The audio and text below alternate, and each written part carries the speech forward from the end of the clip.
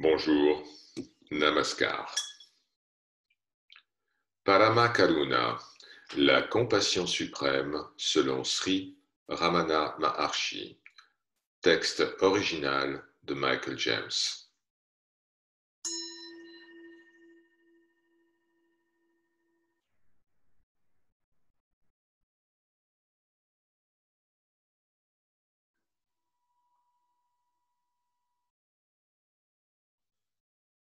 Bien que notre vie dans ce monde ne soit en fait qu'un rêve, tant que nous faisons l'expérience de ce rêve, nous ne devons pas rejeter les souffrances des autres comme étant simplement imaginaires et donc sans conséquence. Nous, qui faisons l'expérience de ce rêve imaginaire, en faisons nous-mêmes partie, et donc tout ce que nous vivons ou tout ce que nous voyons dans ce rêve est tout aussi réel que nous le sommes. Tant que nous pensons être une personne, un esprit lié à un corps qui fait l'expérience de ce rêve, nous ne pouvons que ressentir les joies et les souffrances, et nous ne pouvons les considérer que comme réelles. Et tant que nous sentons ainsi que les joies et les souffrances sont relativement réelles, nous ne pouvons pas nier les joies et les souffrances des autres. Par conséquent, puisque nous souhaitons chacun naturellement éviter toute forme de souffrance, nous devons souhaiter tout aussi fortement éviter toute forme de souffrance qui soit causée à tout autre être sensible. Lorsque Sri Ramana nous conseille d'éviter d'interférer dans les affaires des autres ou de laisser notre esprit s'attarder sur les affaires du monde, il ne suggère pas que nous devrions être cruellement indifférents. Il n'a jamais conseillé à personne d'être indifférent aux souffrances des autres. Au contraire, par ses propres actions, il a clairement illustré à quel point nous devrions tous être compatissants, tendres et attentionnés, et à quel point nous devrions strictement éviter de causer la moindre violence ou de nuire à tout autre être vivant. Bien que Sri Ramana ait rarement enseigné explicitement l'importance de la compassion avec des mots, il l'a enseigné très clairement au travers de sa propre vie. Il a donné l'exemple. Dans chaque situation, son attitude et sa réponse par la parole ou l'action ont clairement démontré son amour, sa compassion, sa tendresse, sa gentillesse, sa considération et le souci permanent de la non-violence, ahimsa, éviter à tout prix de causer du mal, des blessures, à tout autre être vivant. La compassion, la gentillesse et l'amour brillaient à travers chaque action de Sri Ramana, parce que c'était ce qu'il était. Son être lui-même était la plénitude de l'amour, un amour infini et inclusif, parce que son individualité apparente avait fusionné et s'était consumée dans la lumière infinie de la vraie connaissance du soi. Il était vraiment un avec la réalité absolue, dont la nature est parfaitement non-duelle et indivisible, être, conscience, bonheur et amour. Il nous a donc tous aimés, et il continue de le faire, comme lui-même, parce qu'il s'est ressenti comme la seule réalité infinie, autre que celle qu'aucun de nous ne peut être. Il était et est vraiment le moi réel et essentiel de chacun d'entre nous. Et donc, aucun de nous ne peut être exclu de son amour infini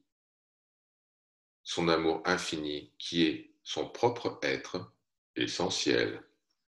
Par conséquent, la personne apparente qu'était Sri Ramana était une incarnation parfaite de la Parama Karuna, la compassion suprême, la grâce, la bonté et l'amour. Sa gentillesse et son amour étaient offerts à tous de manière égale. Pour lui, le pécheur et le saint, c'était pareil. Il a montré le même soin, la même gentillesse, la même tendresse, le même amour et la même compassion envers les personnes que nous pouvons considérer comme mauvaises qu'il l'a fait envers des personnes que nous pouvons considérer comme vertueuses. Son amour et sa gentillesse étaient absolument impartiaux.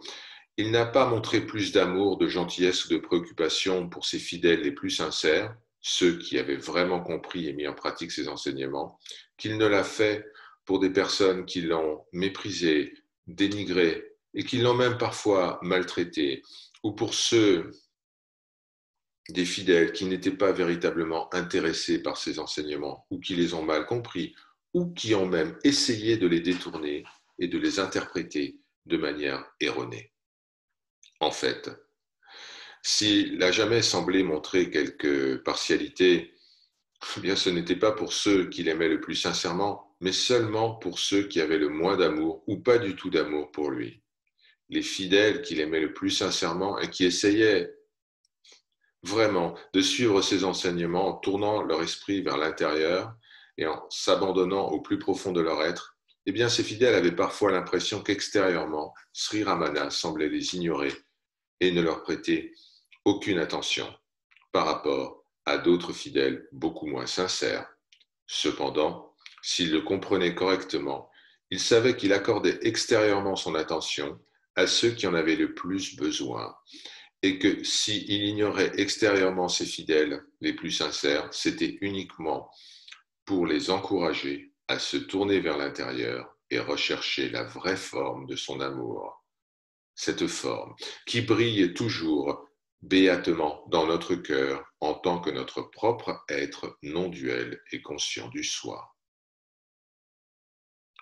La raison pour laquelle il a montré un amour et une gentillesse égale envers chaque personne, indépendamment du fait qu'une personne en particulier ait pu être le pire du pécheur ou le plus grand des saints, était qu'à son avis, il n'y a pas de différence essentielle entre un pécheur et un saint, entre un athée et un fidèle, ou entre une personne cruelle et une personne gentille. Il savait qu'essentiellement, nous sommes un. Chaque personne. Chaque personne est en réalité le même soi unique, non duel, que Ramana considère comme lui-même. S'il semble y avoir quelque chose comme une personne séparée, il ou elle semble être uniquement en raison de son ignorance imaginaire, de la vraie nature de l'unique soi réel et non duel, que nous expérimentons tous comme notre propre conscience du soi essentiel. Je suis. Non seulement nous sommes tous essentiellement le même moi, non duel, mais en tant que personne, nous sommes également tous ignorants de notre propre vraie nature. Même notre connaissance théorique de notre vraie nature ne nous rend pas moins ignorants qu'une autre personne qui n'a pas une telle connaissance théorique, parce que cette connaissance théorique n'existe que dans notre propre mental, qui n'apparaît qu'en raison de notre ignorance du soi ou du soi sous-jacent. De notre point de vue de petite personne, Sri Ramana apparaît comme une personne comme nous. Et même notre croyance et conviction honnête qu'il n'est en réalité pas une personne, mais seulement notre propre moi réel et infini, est une foi qui n'existe qu'en nous-mêmes. Tant que nous nous expérimentons en tant que personne et non en tant que soi réel, infini et indivisé, nous ne pouvons pas expérimenter la réalité du soi comme notre propre soi essentiel, mais nous ne pouvons le connaître qu'en tant que personne, certes, infiniment supérieure à nous-mêmes. Par conséquent, dans notre ignorance de notre véritable soi, Sri Ramana nous apparaît comme étant une personne, et en tant que tel, il semble voir chacun de nous comme une personne distincte. Cependant, même dans la mesure où il semblait voir chacun de nous comme une personne, il ne voyait aucune différence entre nous. Il nous voyait tous égaux dans notre ignorance de notre vrai moi. À son avis, il n'y avait personne qui était plus ou moins ignorant qu'une autre personne. Soit nous nous connaissons tels que nous sommes réellement, soi. Nous ignorons notre vraie nature et nous nous expérimentons en tant que personne, c'est-à-dire un esprit confiné dans un corps.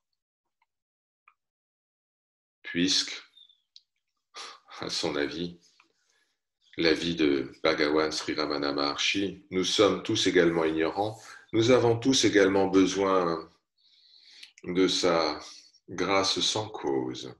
Karanam illada karunai, en tamil. Sa grâce sans cause, sa miséricorde, sa compassion, sa gentillesse et son amour.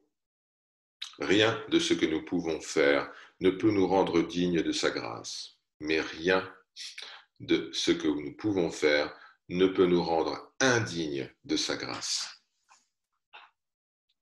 Tout comme la pluie tombe sur les bons comme sur les méchants, sa grâce et son amour divin sont également disponibles pour toutes les créatures, y compris les plus grands saints et les plus mauvais pécheurs, les intellectuels les plus brillants et les plus stupides des imbéciles, les plus riches et les plus pauvres, les rois et les mendiants, les êtres humains et tous les animaux, animaux qu'il aura aimés toute sa vie terrestre.